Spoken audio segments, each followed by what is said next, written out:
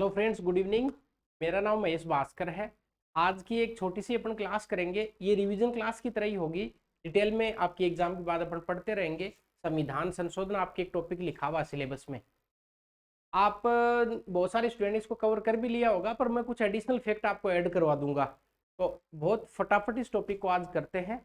Revision class की तरह जैसे आपकी एग्जाम हो जाती है, फिर आरएस के लिए इस टॉपिक को विस्तार से वापस पढ़ेंगे। तो सबसे पहले मैं हेडिंग लगाता हूँ, संविधान संशोधन।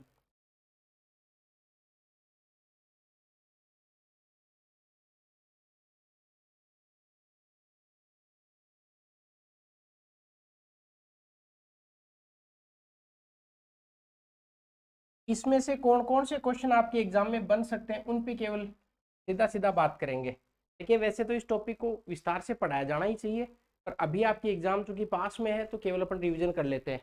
संविधान संशोधन को लेकर क्या क्या क्वेश्चन बनाए जा सकते हैं। सबसे पहले तो आपको ये ध्यान में रखना है कि संविधान संशोधन जो लिखा हुआ है वो भारत के संविधान के भाग 20 में लिखा हुआ है, भाग 20 में। तो सबसे पहले आपको भाग याद करना है, भाग 20। उसके बाद आपको याद करना, वैसे 20 वैसे लिखा जाएगा इस प्रकार से, पर ठीक आप 20 लिख लीजिए। अनुच्छेद की बात करें, अनुच्छेद एक ही है, केवल 368 का अनुच्छेद। फिर आपको ध्यान रखना है कि संविधान संशोधन भारत के संविधान में किया जाता है तो ये प्रक्रिया किसी देश से ली गई है, और उसका नाम है साउथ अफ्रीका, दक्षिण अफ्रीका, याद करेंगे। तो संविधान संशोधन के लिए जो प्रक्रिया अपन ने ली है वो दक्षिणी अफ्रीका के संविधान से ली है, दक्षिण अफ्रीका। तीन बातें तो आपको ये ध्यान रखनी है। चौथी बात, आप ये ध्यान में रख सकते हैं कि जो संविधान संशोधन भारत के संविधान में किया जाता है वो ना तो बहुत ज्यादा कठोर है कि ये कॉन्स्टिट्यूशन में अमेंडमेंट हो ही नहीं सकता। कुछ प्रक्रियाएं आसानी से अमेंड हो सकती है, कुछ में थोड़ी टेढ़ी प्रक्रिया है। कुल मिला के भारत का संविधान कठोर है, वो लचीला है। तो एक लाइन अक्सर एग्जाम में पूछ लेता है, संविधान कठोर है या लचीला है। कठोर प्लस लचीला, ये निर्धारण कैसे होता है संविधान का, आप बताएंगे। सर, संविधान में संशोधन किस प्रकार से होता है, उस आधार पर लचीले व कठोरता का निर्धारण किया जाता है। मेरे हिसाब से यहाँ तक बात आपके समझ में आ गई होगी। मैं वापस बताता हूँ। सबसे पहले आपको भाग 20 याद रखना है, अनुच्छेद आपको 368 याद करना है, और ये प्रक्रिया दक्षिण अफ्रीका से, राज्यसभा के सदस्यों से संबंधित और संविधान संशोधन की प्रक्रिया दक्षिण अफ्रीका से ली गई है। कठोर एवं लचीला संविधान किस आधार पर तय होता है, ये होता है कि कॉन्स्टिट्यूशन में अमेंडमेंट किस प्रकार से किया जा सकता है। अब अगले पेज पे अपन बात करें तो अनुच्छेद 368 की स्पेसिफिक बात करेंगे अपन। बहुत इंपॉर्टेंट है, पर इसको बहुत शॉर्ट में करा रहे हैं, केवल रिवीजन मोड में आपको करवा रहे हैं। अनुच्छेद 368,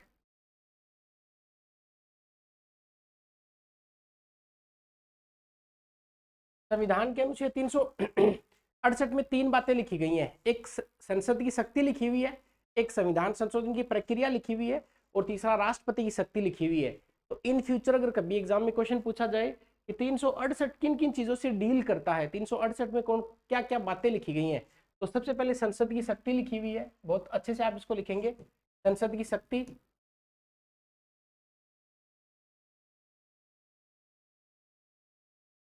दूसरा, संविधान संशोधन की प्रक्रिया। ध्यान रहे, 368 में शक्ति भी लिखी हुई है एंड प्रक्रिया भी लिखी हुई है।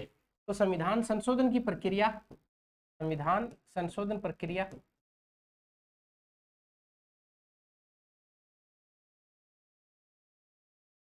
और अंतिम, राष्ट्रपति की शक्ति।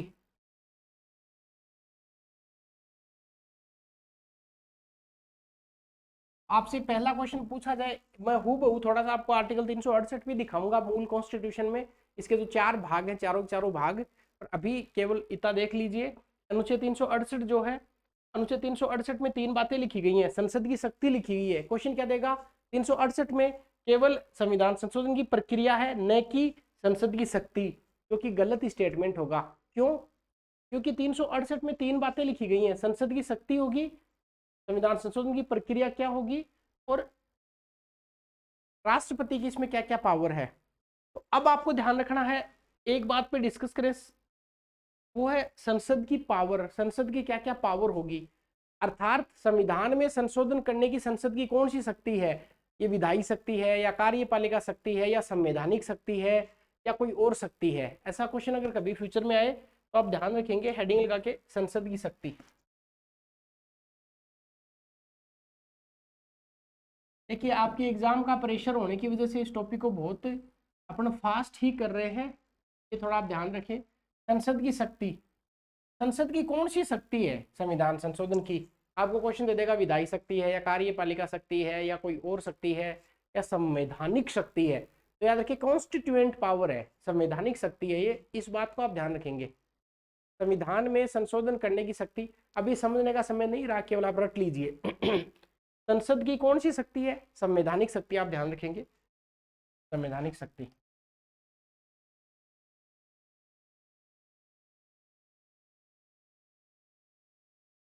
इसको इंग्लिश में बोलते हैं कॉन्स्टिट्यूएंट पावर। इसका मतलब जो पावर कॉन्स्टिट्यूट असेंबली में, संविधान सभा में जो पावर था, वो पावर पार्लियामेंट में संविधान को संशोधित करने का। अब क्या केवल संशोधन वर्ड लिखा हुआ है या कुछ और भी वर्ड लिखा हुआ है? तो ये लिखा हुआ है कि पार्लियामेंट की, संसद की कौन सी शक्ति है? संवैधानिक शक्ति है, कॉन्स्टिट्यूएंट पावर है। क्या क्या करने की? परिवर्धन करने की, परिवर्तन करने की और निरसन करने की। तीन वर्ड आप याद रखेंगे, परिवर्धन, परिवर्तन और निरसन। तो कौन कौन से शब्द हैं? परिवर्तन, परिवर्धन, परिवर्तन एंड निरसन। इसका मतलब मैं वापस रिपीट करता हूं, आर्टिकल 368 जो है, अनुच्छेद 368, अनुच्छेद 368 में कितनी बातें मेंशन की गई हैं? बेसिकली तीन बात, संसद की शक्ति, संविधान संशोधन की प्रक्रिया और राष्ट्रपति की शक्ति। बात समझ में आ गई? अब संविधान संशोधन की, संसद की कौन सी शक्ति है? तो संसद की शक्ति है संवैधानिक शक्ति। और ये जो संवैधानिक शक्ति है, ये तीन वर्ड से आप समझ सकते हैं, परिवर्तन करना, परिवर्तन करना और निरसन करना। इन फ्यूचर कभी आपको एग्जाम में पूछ लिया जाए संसद में कि संविधान संशोधन की केवल परिवर्तन करने की शक्ति है या केवल निरसन करने की शक्ति है या केवल परिवर्तन करने की शक्ति है, तीनों पावर, तीनों वर्ड यहाँ पे मेंशन किए गए हैं, तो आप ध्यान रखेंगे। ये हो गई संसद की शक्ति।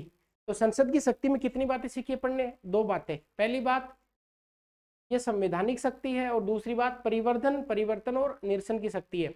इसके बाद आपको ध्यान रखना है कि ये प्रक्रिया क्या है, किस किस प्रक्रिया से संविधान में संशोधन किया जा सकता है। तो ये आपको बहुत अच्छे से ध्यान में रखना है। यहाँ से सीधे सीधे पॉइंट क्वेश्चन बनेंगे। ये वाला मैंने आपको करवा दिया है, थोड़ा सा माफ कीजिए, बहुत फास्ट मैं आप लोगों को करवा रहा हूँ, पर वो मजबूरी भी है। अब बात करेंगे संविधान संशोधन की प्रक्रिया की। संविधान संशोधन की प्रक्रिया,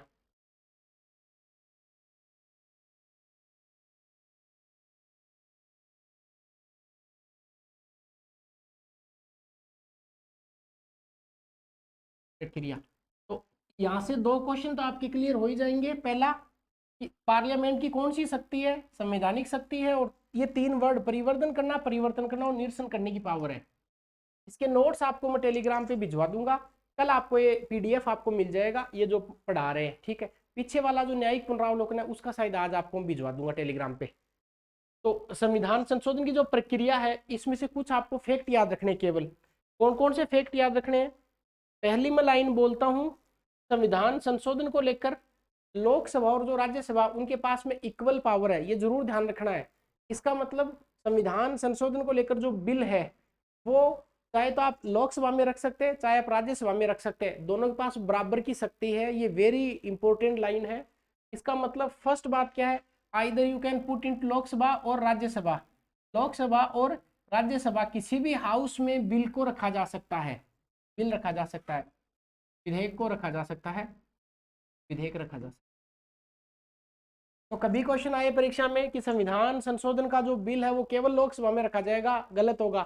संविधान संशोधन का बिल केवल राज्यसभा में रखा जाएगा, गलत है। क्योंकि लोकसभा और राज्यसभा दोनों के पास इक्वल का पावर है। इट मीन्स आप लोकसभा में भी रख सकते हैं पहले बिल को और राज्यसभा में भी रख सकते हैं। दूसरा आपको थोड़ा सा बता दूं कि जैसे लोकसभा में एग्जाम्पल ये 545 जो सदस्य हैं, उसमें से मंत्री तो बहुत थोड़े से होते हैं, आपको पता है।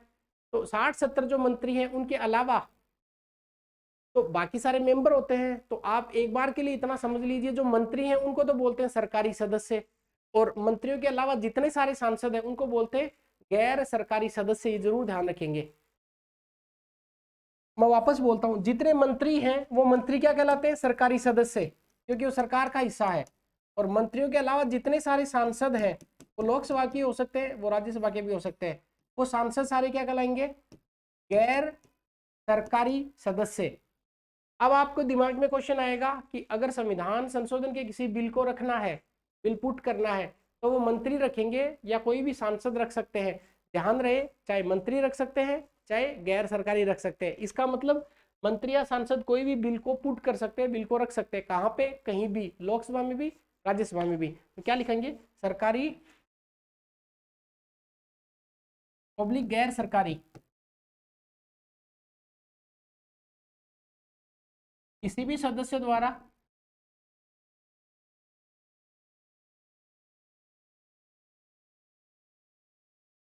बिल रखा जा सकता है। चाहे तो सरकारी सदस्य हो सकते हैं चाहे गैर सरकारी सदस्य हो सकते हैं, किसी के द्वारा क्या रखा जा सकता है? बिल रखा जा सकता है। ये आपको ध्यान रखना है। तीसरी बात, इसके लिए राष्ट्रपति की पूर्व अनुमति की आवश्यकता नहीं होती है। कभी आपको एग्जाम में भ्रमित कर सकता है कि संविधान संशोधन बिल रखने से पहले राष्ट्रपति की अनुमति लेनी पड़ेगी। नहीं, राष्ट्रपति की अनुमति नहीं लेनी पड़ेगी। तो तीसरी बात क्या रखेंगे? राष्ट्रपति की पूर्व अनुमति की आवश्यकता नहीं है। राष्ट्रपति की पूर्व अनुमति की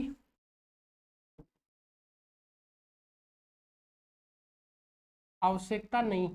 इसका मतलब कोई जरूरी नहीं कि राष्ट्रपति की पूर्व अनुमति लेनी ही पड़ेगी। राष्ट्रपति की पूर्व अनुमति आप ले भी सकते हैं, राष्ट्रपति की पूर्व अनुमति आप नहीं भी ले सकते बिल रखने के लिए। माफी चाहता हूं, राष्ट्रपति की पूर्व अनुमति की आवश्यकता है ही नहीं। ना राष्ट्रपति की पूर्व अनुमति आपको लेनी है ना कोई बात। इसका मतलब पहली बात, लोकसभा राज्यसभा किसी में भी बिल को रखा जा सकता है। दूसरी बात, सरकारी या गैर सरकारी कोई भी सदस्य बिल को रख सकता है। तीसरी बात, राष्ट्रपति की पूर्व अनुमति की आवश्यकता नहीं होती है। अगली बात है कि जब भी आप पास करवाएंगे बिल को, मतलब इस प्रकार समझिए, लोकसभा, राज्यसभा एंड राष्ट्रपति। आपने लोकसभा में बिल रखा, राज्यसभा में आया, फिर राष्ट्रपति के साइन हुए, या आपने राज्यसभा में रखा, लोकसभा में आया और फिर राष्ट्रपति के पास गया। इसका मतलब है कि प्रत्येक सदन से अलग अलग पास करवाना पड़ेगा बिल को। मतलब लोकसभा से बहुमत से और राज्यसभा के बहुमत से, दोनों से अलग अलग पास होगा। अलग अलग पास होने के एक मायना और ये है कि इसके लिए संयुक्त बैठक का प्रावधान नहीं है। इस बात को आप ध्यान रखेंगे। इसका मतलब अगला पॉइंट आप क्या नोट करेंगे? अगला पॉइंट आप नोट करेंगे, दोनों सदनों से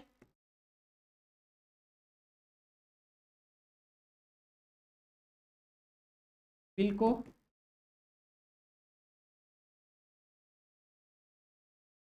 अलग अलग पारित कराना आवश्यक है। पारित कराना आवश्यक है।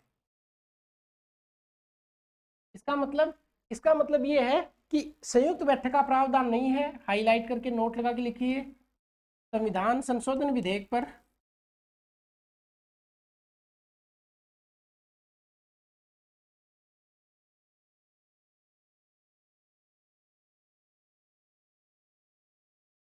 संयुक्त बैठक आपको आर्टिकल 108 और उसकी प्रक्रिया 118 मैंने बता रखा है संसद में। संयुक्त बैठक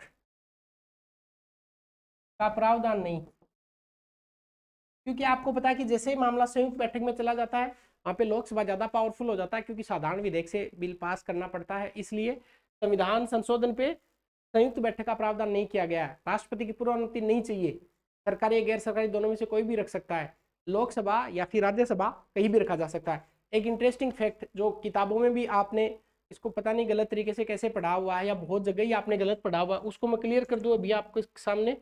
कई बार ये लिखा होता है कि अगर ऐसा कोई बिल है संविधान संशोधन का जिससे भारत का संघीय ढांचा प्रभावित होता है, तो आधे से अधिक राज्यों की अनुमति चाहिए। बस इसी लाइन में गड़बड़ है। आधे से अधिक राज्य नहीं लिखा हुआ संविधान में, आधे राज्य लिखा हुआ है। तो आधे से अधिक देगा, गड़बड़ कर देंगे आधे राज्य। कुछ चीजों में आपने गड़बड़ सीख रखा है। जैसे ऐसे ही अगर संयुक्त आप देखें कि सुप्रीम कोर्ट में अगर मुख्य न्यायाधीश नहीं है, तो राष्ट्रपति किसी वरिष्ठ न्यायाधीश को कार्यवाहक मुख्य न्यायाधीश बनाते हैं।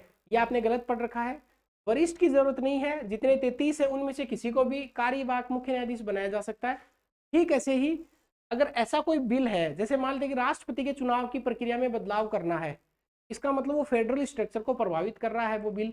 अब वो फेडरल क्या है, कैसे, इतना बात अपन कर नहीं पाएंगे। ऐसा बिल है वो राज्यों के पास जाएगा, और कितने राज्यों के पास? आधे राज्यों के पास। आधे से अधिक नहीं लिखा हुआ, आधे राज्य लिखा हुआ है। कभी ऐसा क्वेश्चन आए तो गड़बड़ नहीं करेंगे आप। इसका मतलब अगली विशेषता क्या लिखेंगे इसकी, अगला पॉइंट, ऐसा कोई भी बिल, ऐसा संविधान संशोधन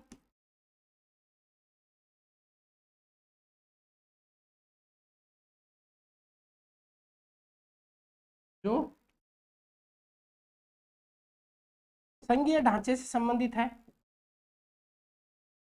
संघीय ढांचे, फेडरल स्ट्रक्चर,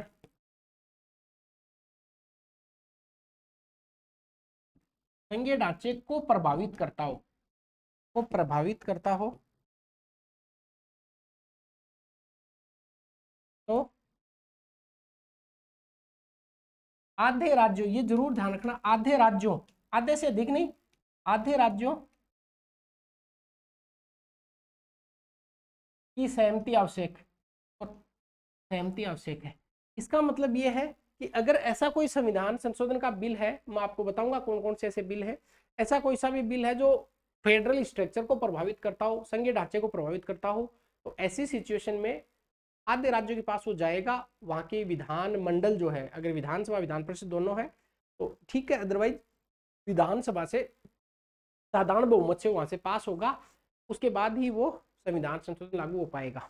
इसका मतलब अब थोड़ा सा अगर बैक में चले तो देखिए अपन ने क्या देखा, 368 में संविधान संशोधन की संसद की शक्ति देख ली। एक बात, राज्यों के पास कोई पावर नहीं है, राज्यों के विधानमंडल के पास में कोई शक्ति नहीं है संविधान में संशोधन करने की। यस, ऐसा कोई क्वेश्चन पूछा जाए कि राज्यों की कोई भूमिका नहीं है तो गलत बात है, भूमिका तो है पर वो शुरुआत नहीं कर सकते किसी बिल की। संविधान संशोधन की प्रक्रिया मैंने आपको बता दी, प्रक्रिया में 5-6 पॉइंट अपन ने डिस्कस किए हैं।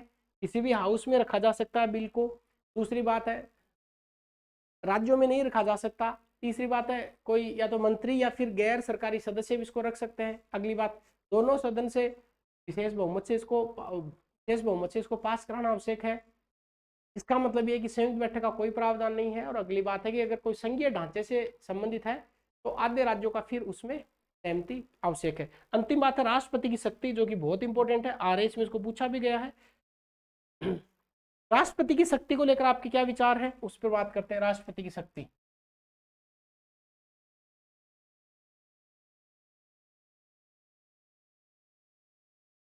पावर ऑफ प्रेसिडेंट, पावर क्या प्रेसिडेंट का, देखिए आपको जरूर ध्यान रखना है कि राष्ट्रपति को कुछ पावर नहीं है।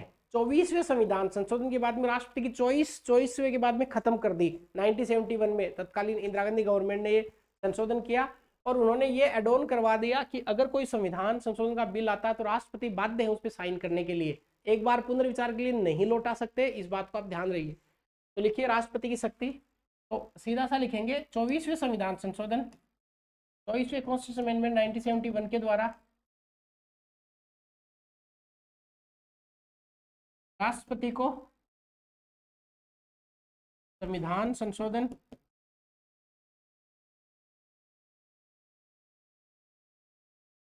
विधेयक पर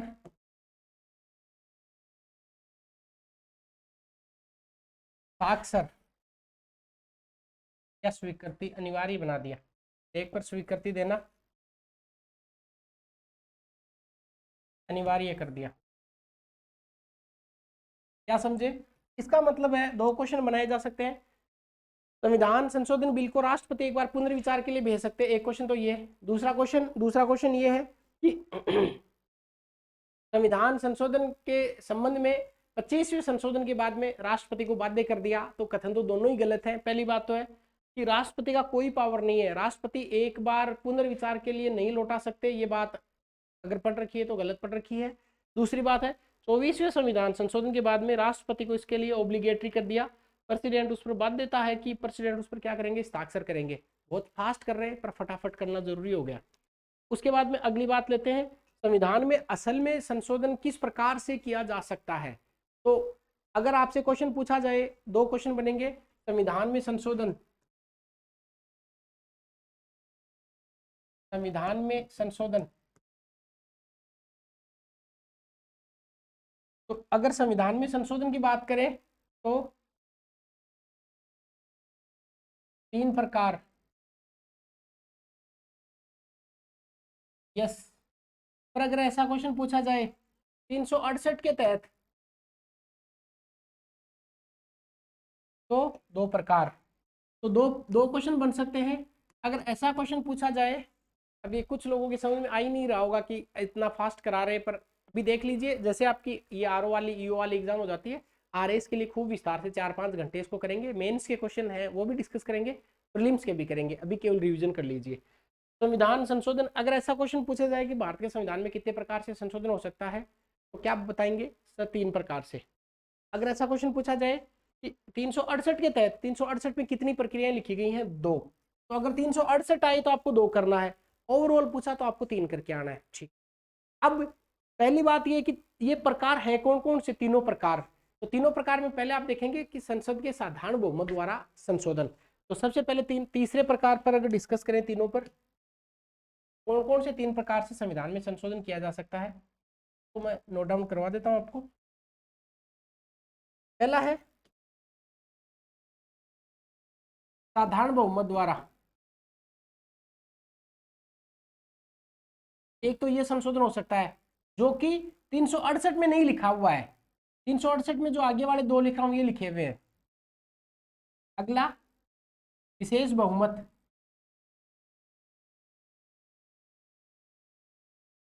और तीसरा विशेष बहुमत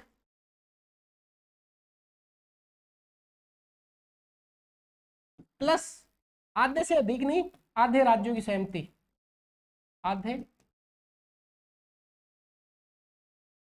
राज्यों की सहमति। तो यहां से कितनी बातें निकल के आई? 3 बातें। पहली बात, संविधान में संशोधन कितने प्रकार से किया जा सकता है? आप कहना सर 3 प्रकार से, पर ऐसा कुछ क्वेश्चन पूछा जाए अनुच्छेद 368 की प्रक्रिया का पालन करते हुए संविधान में कितने प्रकार से संशोधन हो सकता है? तो वहां पे 2 प्रकार।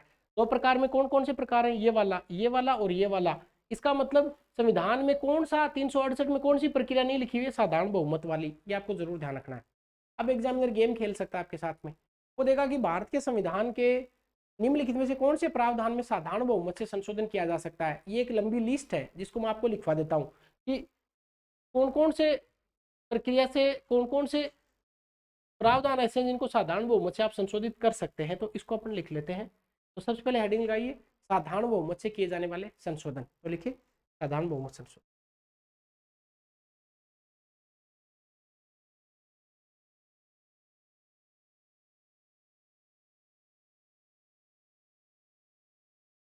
इसका मतलब ये है कि साधारण बहुमत से जो संशोधन किए जा सकते हैं उनके बारे में आपको बात करनी है। 368 में ये नहीं लिखे हुए। सबसे पहले नए राज्यों का प्रवेश या गठन, अगर किसी नए राज्यों का प्रवेश करना है, नए राज्य का गठन करना है, आपको अनुच्छेद 2 मैंने बताया हुआ है, तो उसमें केवल साधारण बहुमत की प्रक्रिया चाहिए। क्या मतलब 368 की प्रक्रिया नहीं चाहिए। तो नंबर 1,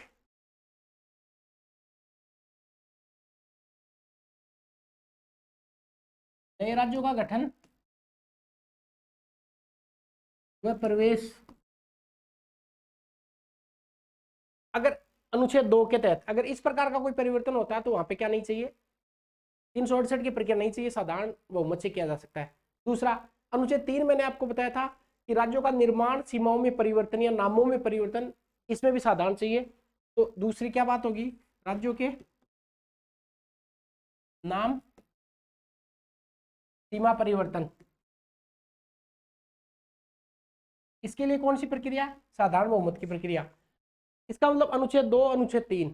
इसके बाद में आपको याद करना कि मैंने आपको अनुच्छेद 169 बताया था कि अगर विधान परिषद का या तो आपको गठन करना है या उसकी समाप्ति करनी है तो उसके लिए क्या नहीं चाहिए?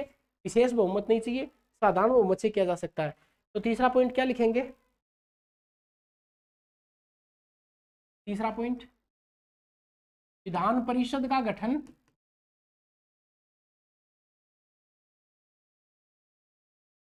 व उसका उत्सादन।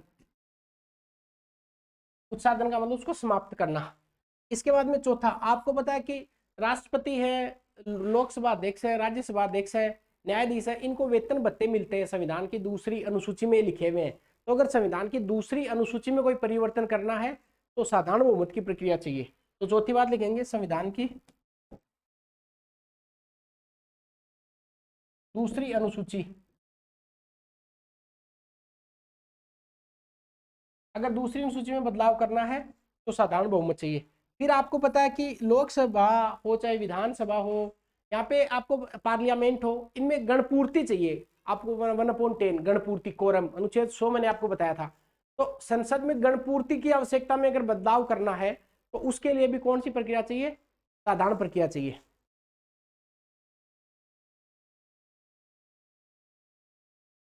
संसद में गणपूर्ति। इसके अलावा ये जिन अधिकारियों के वेतन भत्ते दूसरी अनुसूची में लिखे हुए वो तो है ही हैं, साथ में अन्य सांसद वगैरह है इनके वेतन भत्तों में बदलाव, सांसदों के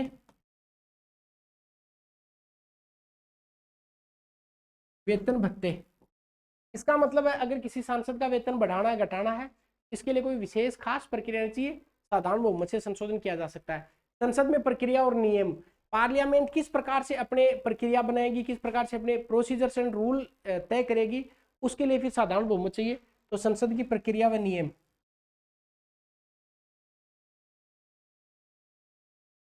प्रक्रिया व नियम,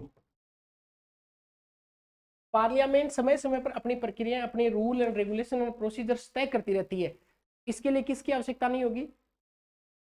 368 की प्रक्रिया की जरूरत नहीं है, इसके लिए साधारण बहुमत की जरूरत है।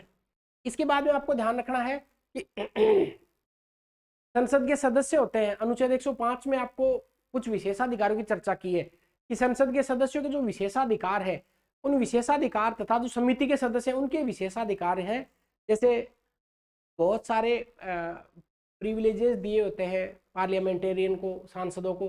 तो सांसदों के विशेषाधिकार को लेकर कुछ बदलाव करना है, बढ़ाना घटाना है, तो इसके लिए संविधान संशोधन की 368 की प्रक्रिया नहीं चाहिए। अगला जो भी पॉइंट आप नोट डाउन कर रहे हैं, पॉइंट नंबर 8,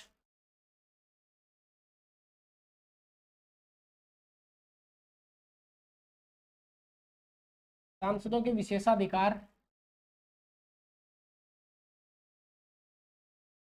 अनुच्छेद 105 की बात है।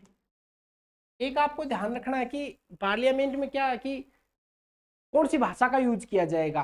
तो आपको पता है कि संसद में अंग्रेजी भाषा का प्रयोग, अगर चाहे कभी भी कि संसद में अंग्रेजी भाषा का प्रयोग नहीं होगा, इसको रिमूव करके और किसी दूसरी भाषा का प्रयोग करना है, तो ऑब्वियस बात है इसमें संशोधन किया जा सकता है। तो संसद में अंग्रेजी भाषा का प्रयोग,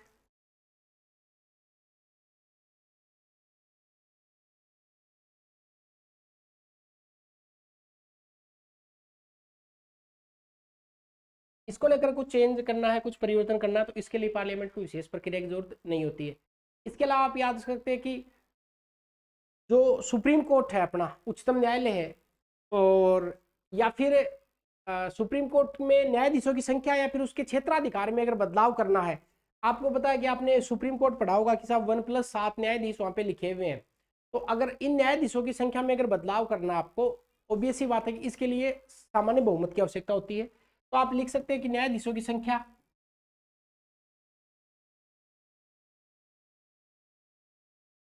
इसके अलावा ऑफिशियल लैंग्वेज को लेकर, राजभाषा को लेकर,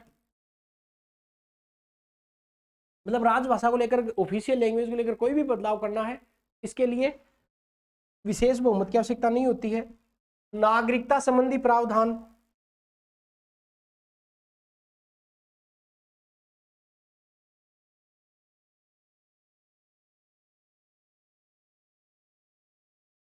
सिटीजनशिप को लेकर जो प्रावधान करने पार्लियामेंट को, इसमें संविधान संशोधन खास जरूरत नहीं होती है।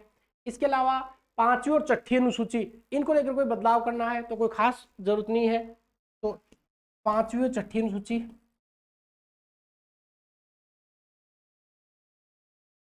इसके अलावा जो यूनियन टेरिटरी है, संघ शासित क्षेत्र है, आपको पता है अनुच्छेद 239 जो है, संघ शासित जो केंद्र शासित प्रदेश है, इनको लेकर कोई बदलाव करना है तो साधारण बहुमत से हो सकता है। तो केंद्र शासित प्रदेशों को लेकर बदलाव,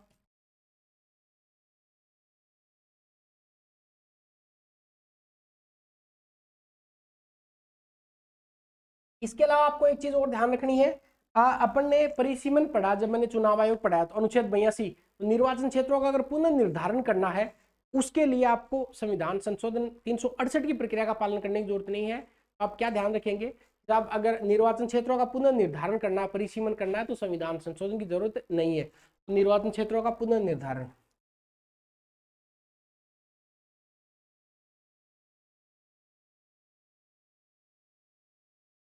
अब आपसे देखिए परीक्षा में क्या पूछा जाएगा। परीक्षा में इनमें से कोई एक ऑप्शन देगा कि निम्न में से कौन सी प्रक्रिया में बदलाव के लिए 368 की प्रक्रिया का पालन करना है। अब थोड़ा सा आपको ये पे रट्टा मारना पड़ेगा। नोट्स आपको ये मैं लिखवाए जो आपको मिल जाएंगे मैं आपको दे दूंगा।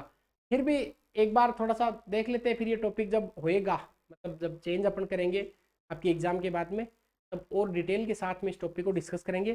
तब आर्टिकल वाइज मैं आपको बता दूंगा। जैसे राजभाषा का प्रावधान 345 में किया गया है, केंद्र शासित प्रदेशों का प्रावधान 239 में किया गया है, निर्वाचन क्षेत्रों का पुनर्निर्धारण आर्टिकल 82 की बात है, संसदीय राज्य विधानमंडलों के लिए निर्वाचन की बात है, ये इंटरेस्टिंग है। संसदीय राज्य विधानमंडलों के लिए निर्वाचन, संसदीय राज्यों के लिए निर्वाचन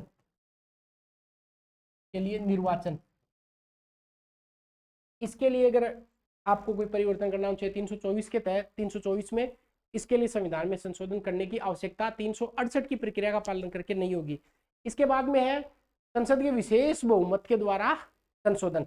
अब देखिए आपको बताया मैंने कितने प्रकार की प्रक्रियाएं हैं, 3 प्रकार की। पहली है साधारण बहुमत से, दूसरी है विशेष बहुमत से और तीसरी है विशेष बहुमत प्लस आधे राज्यों की सहमति। ये आपको ध्यान रखना है। इसका मतलब साधारण बहुमत से 12-13 प्रकार के मैंने आपको संशोधन बताए। विशेष बहुमत वाले आपको याद रखना है। विशेष बहुमत 4 प्रकार के भारत के संविधान में जनरली मेंशन किए गए, जिनकी बात अभी यहाँ पे नहीं कर रहे हैं, कभी एक और क्लास ले लेंगे जिनमें बताएंगे कि असल में विशेष बहुमत के मायने अलग अलग अनुच्छेद के लिए अलग अलग रखे गए हैं। 368 के लिए अलग मायना है, 249 के लिए इसका अलग मायना रखा गया है, राष्ट्रपति चुनाव के लिए, राष्ट्रपति के लिए महाभियोग की प्रक्रिया के इसके अनेक अलग मायने रखे गए। अभी इतना बात नहीं करेंगे। अब बात करते हैं विशेष बहुमत से। इसका मतलब असल में देखा जाए तो संविधान में इन दोनों प्रकार से ही संशोधन किया जाता है। 368 की प्रक्रिया का पालन करते हुए ये असल में संविधान में संशोधन कंसीडर ही नहीं किया जाता है। ठीक है, अब ऐसे कौन से प्रावधान है जिनमें बदलाव के लिए आपको विशेष बहुमत की आवश्यकता होती है? तो ये आपको याद रखना, केवल ऐसे 3 प्रावधान है जो विशेष बहुमत की प्रक्रिया का पालन करके किए जाते हैं। तो लिखिए विशेष बहुमत, विशेष बहुमत,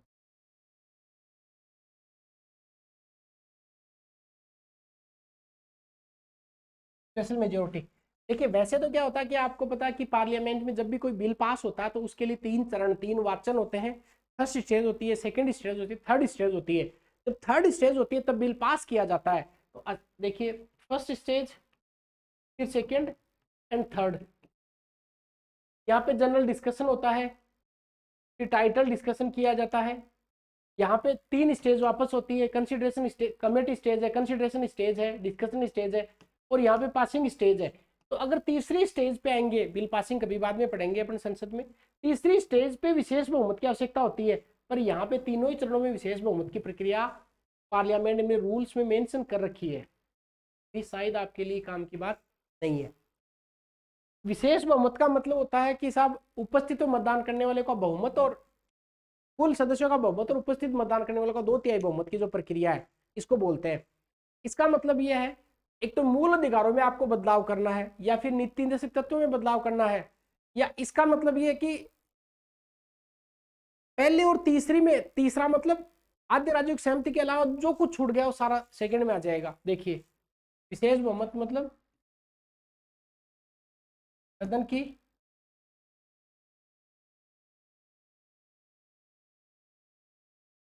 कुल सदस्य संख्या का बहुमत प्लस, अब ये मैं समझा नहीं रहा हूं आपको, यहाँ पे उपस्थित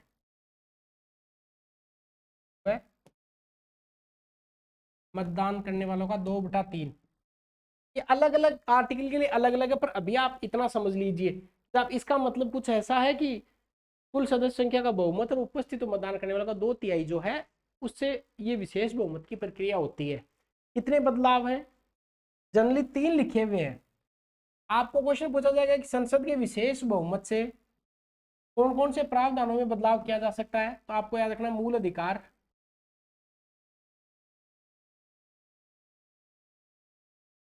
मूल अधिकार। दूसरा आपको प्रावधान याद करना है नीति निर्देशक तत्व है।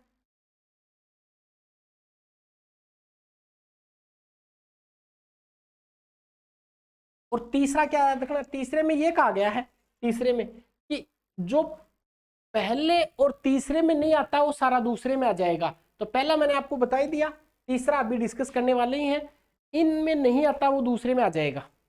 तो जो प्रथम और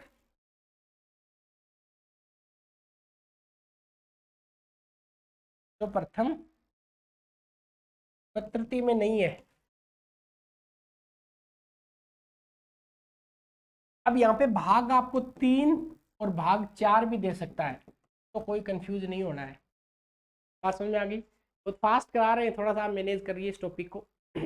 इसका मतलब ये है, कि विशेष बहुमत मतलब संसद की कुल सदस्य संख्या का बहुमत और उपस्थित मतदान करने वाले सदस्यों का 2/3 बहुमत से मूल अधिकार नीतिशक तत्व। और तीसरा पॉइंट क्या है कि ऐसे जो बदलाव जो पहले और तीसरे मेन से नहीं किए गए वो सारे किस में आ जाएंगे? थर्ड में आ जाएंगे, सेकंड में आ जाएंगे।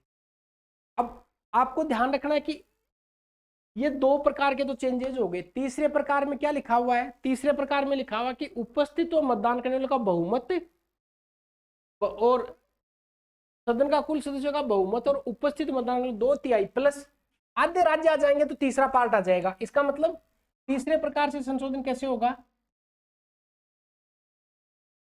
कुल सदस्य संख्या का बहुमत और उपस्थित हुए मतदान का 2/3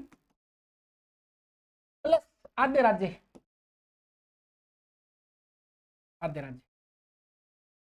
इसका मतलब ऐसे कौन कौन से संविधान के प्रावधान, लगभग 7-8 प्रकार के प्रावधान हैं जिनमें अगर आपको बदलाव करना है तो आपको इस प्रक्रिया का पालन करना पड़ेगा।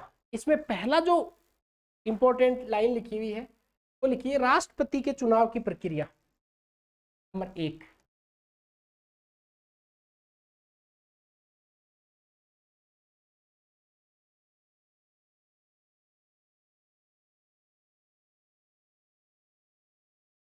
निर्वाचन की प्रक्रिया, इसका मतलब यह है कि अगर राष्ट्रपति का निर्वाचन की प्रक्रिया में कोई बदलाव करना है तो चूंकि राज्य भी उससे प्रभावित हो रहे हैं तो फिर राज्यों की क्या लेनी पड़ेगी? अनुमति लेनी पड़ेगी। दूसरा, केंद्र व राज्यों की जो कार्यकारी शक्ति है उसमें अगर विस्तार करना है तो राज्यों को पूछना पड़ेगा। तो दूसरी बात, केंद्र व राज्यों की कार्यकारी शक्ति में विस्तार,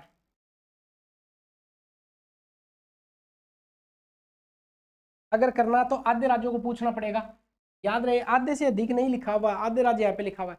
तीसरी बात यह कि उच्च न्यायालय संबंधित अन्य प्रावधान, देखिए न्यायाधीशों की संख्या बढ़ाएंगे तो संशोधन पहले के तहत होगा, पर उच्च न्यायालय संबंधित और बदलाव करने हैं तो ऑब्वियस ही बात है थर्ड प्रक्रिया का पालन करना पड़ेगा। तो तीसरा पॉइंट लिखिए सुप्रीम कोर्ट, क्योंकि यहाँ पे आपको दिमाग में आएगा कि हाई कोर्ट क्यों लिखा हुआ? हाई कोर्ट संघ सूची का विषय है।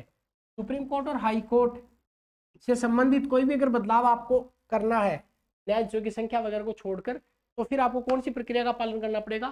थर्ड प्रक्रिया का पालन करना पड़ेगा।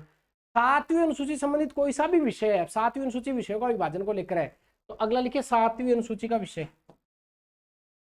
7वीं अनुसूची। याद रहे 7th शेड्यूल में अगर कोई बदलाव करना है, दूसरी अनुसूची 5वीं अनुसूची में बदलाव पहले के तहत हो जाएगा।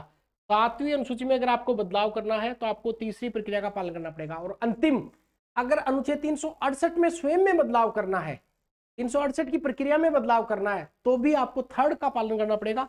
ये वेरी इंपॉर्टेंट है, क्वेश्चन पूछा जाएगा आपसे 368 की, अगर 368 अनुच्छेद में बदलाव करना है तो कौन सी प्रक्रिया?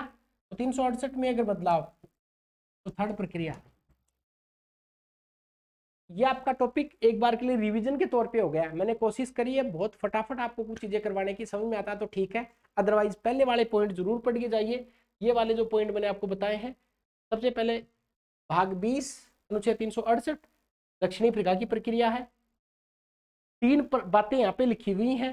अगली बात, संसद की शक्ति, इस मामले में संसद की शक्ति है। इसके अलावा संविधान संशोधन लोकसभा राज्यसभा में रखा जा सकता है, सरकारी या गैर सरकारी रख सकता है। राष्ट्रपति की पूर्व अनुमति की आवश्यकता नहीं है। इसके अलावा दोनों सदनों में बिल अलग अलग पारित करना आवश्यक है, मतलब 108 नहीं लगा सकते आप। ऐसा विधेयक संविधान संशोधन जो संघीय ढांचे को प्रभावित करता है, आधे राज्यों की सहमति लेना आवश्यक है। इसके अलावा राष्ट्रपति की क्या पावर है? 24 संशोधन के बाद में कोई पावर खास नहीं है, अनुमति देनी पड़ेगी। इसके अलावा संविधान में संशोधन 3 प्रकार से होता है, पर 368 में कितनी प्रक्रियाएं? 2। और इन अलग अलग के सारे प्रावधान आपको याद करके जाने। बहुत फास्ट करवाया मैंने। अब आपकी अगर इच्छा होगी कि सर इंपॉर्टेंट संविधान संशोधन करवानी चाहिए, तो फिर मैं एक क्लास में आपको इस प्रकार बता दूंगा कि कौन कौन से संविधान संशोधन आपको इंपॉर्टेंटली अगर पढ़ने हैं, या मैं करवा दूंगा। पहला पढ़ना है फर्स्ट संविधान संशोधन। संविधान आपसे पढ़ा जाए तो ठीक है, अदरवाइज आप कमेंट लिखेंगे तो फिर मैं करवाऊंगा इंपॉर्टेंट। पहला संविधान संशोधन, उसके अलावा 7वां, उसके अलावा आप याद कीजिए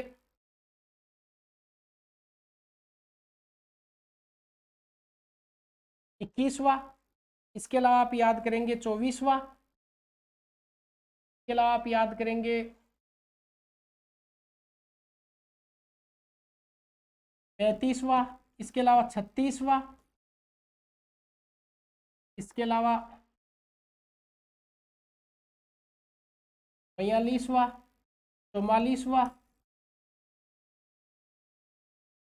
इसके अलावा 52वां, इसके अलावा 52वें के बाद में आप याद रखेंगे 61वां, इसके अलावा 73वां, 74वां, इसके अलावा आप याद रखेंगे 86वां, इसके अलावा आप याद रखेंगे 91वां, इधर 84वां भी याद रखेंगे थोड़ा सा, 91, इसके अलावा